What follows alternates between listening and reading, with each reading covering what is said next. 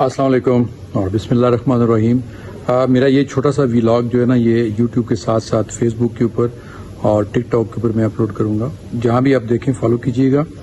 Awards के हवाले से बहुत सारे प्रोग्राम हुए हैं, बहुत सारी बातें हुई हैं, तनकीद हुई है, तारीफ़ हुई है। मैं ज़्यादा इस पर बात इसलिए नहीं करना चाहता कि सारे लोग इस पर कर चुके हैं। बड़े बड़े एंकर्स रऊफ खलासा साहब और बाकी जितने लोग हैं वो कर चुके हैं। जावेद चौधरी साहब जिनको ये मिला है अवार्ड, उन्होंने भी इस पर प्रोग्राम किया है। मैं सिर्फ ये कहना चाहता हूँ कि बहुत सारे मुतनाज़ा लोग हैं जिनको अवार्ड दिए गए। जैसे अनवर मजीद है, अब आई डोंट नो कि उसको 23 मार्च को भी अवार्ड दिया गया और अभी इसमें भी 14 अगस्त में भी दिया गया। इसी तरह कुछ और लोग हैं जैसे सिटी पुलिस ऑफिसर रावलपिंडी, मैंने देखा कि उनको भी एक अवार्ड मिला है। मैं समझता हूँ कि ये जो अवार्ड होता है ना, इसकी बड़ी इंपॉर्टेंस होती है।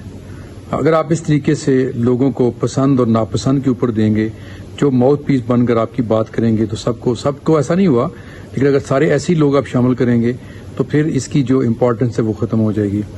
मैं समझता हूँ कि जावेद चौधरी साहब, अहमद मीर साहब और नदीम मलिक साहब, ये वो जर्नलिस्ट हैं जिनका काम बोलता है, जो बहुत ज़बरदस्त जर्नलिस्ट हैं और उन्होंने वाकई सहाफ़त की है।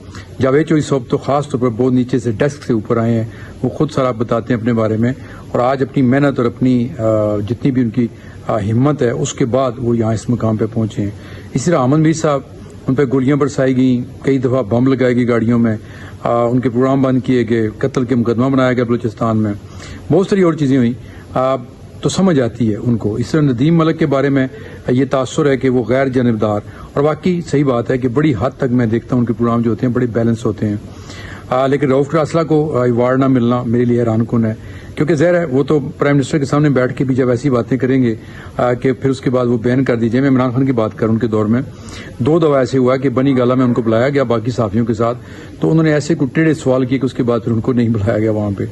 तो ऐसे लोगों को तो पसंद नहीं करता कोई भी, लेकिन मैं समझता हूँ कि अगर सहाफ़त के ऊपर आपने अवार्ड देने हैं तो उसमें रऊफ खलासा का नाम जो है वो लाजमी आना चाहिए था। इसी तरह एक और नाम जो मैं लेना चाहूँगा, मुझे बहुत हैरत है कि सहाफ़ियों की तमाम तंजीमों, इवन चैनल्स, जब भी कोई सहाफ़त का मसला आता है पाकिस्तान के अंदर, इवन पाकिस्तान के बाहर किसी जर्नलिस्ट के साथ बात होती है, तो सबसे जो तवाना आवाज़ है पाकिस्तान में वो है अफजल भट्ट साहब।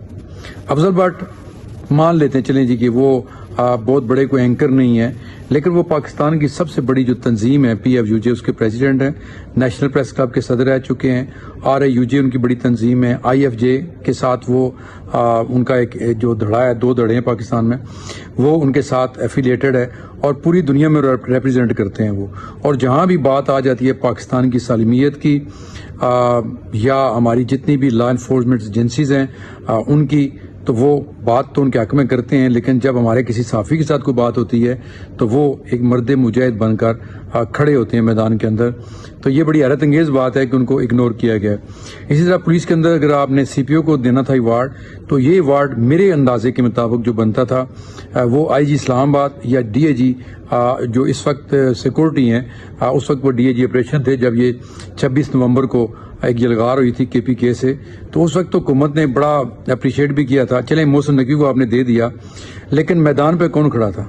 IG साहब ने लाहौर में अपनी आंख एक जख्मी करवाई, जो आज भी उनकी आप देख सकते हैं कि कितना बड़ा लॉस हुआ है उनका। मुझे पता चला कि आजकल वो गए हुए हैं, उम्रे पे गए हुए हैं खाना काबा में, मस्जिद नबवी में, अल्लाह ताला उनकी ये इबादत कबूल करे। लेकिन जिस दिलेरी के साथ उन्होंने, ज़रा वो गवर्नमेंट सर्वेंट थे, उनकी जगह कोई भी होता तो वो करता, ऑर्डर है, हुक्म है, मानना पड़ता है। ये सही है, ये गलत है, इस बात से हट के, क्योंकि एक जो बावर्दी कमांडर होता है उसने हुक्म मानना होता है हुकूमत का। इमरान खान होता तो शायद इमरान खान का हुक्म भी माना जाता।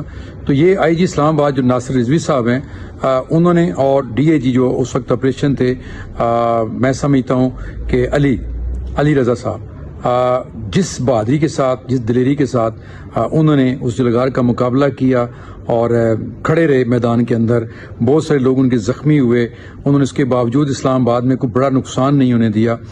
दावे तो बहुत सारे हैं PTI के, कितने लोग मारे गए, ये हुआ वो हुआ, लेकिन खैर वो मिलिट्री एस्टेब्लिशमेंट के ऊपर भी इल्ज़ाम लगाते हैं, लेकिन उसके कुछ सबूत अभी तक वो सामने नहीं ला सके, जितना वो कह रहे थे कि सैकड़ों लोग मारे गए वगैरह वगैरह वगैरह। लेकिन मैं समझता हूँ कि गवर्नमेंट के एक सर्वेंट के तौर पर उन्होंने जिस तरीके से सर्व किया इस्लामाबाद के अंदर, और उसके बाद भी जिस तरीके से वो अभी तक वो वहाँ पे कर کر رہے ہیں. معذرت یہاں پہ پنکھا نہیں ہے تو میرے خیال کو مچھر ہے. اینی وے وہ اس حساب سے میں کہہ رہا ہوں کہ ان کی خدمات کے سلے میں کم از کم یہ ایوارڈ جو ہے نا ایک یا آئی جی صاحب پہلا دنیا کا بنتا ہے یا پھر ڈی اے جی آپریشن کو.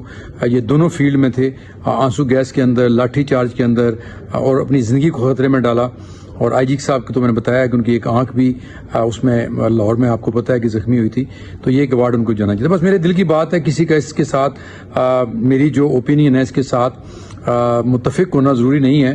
ہر بندے کی اپنی رائے ہوتی ہے.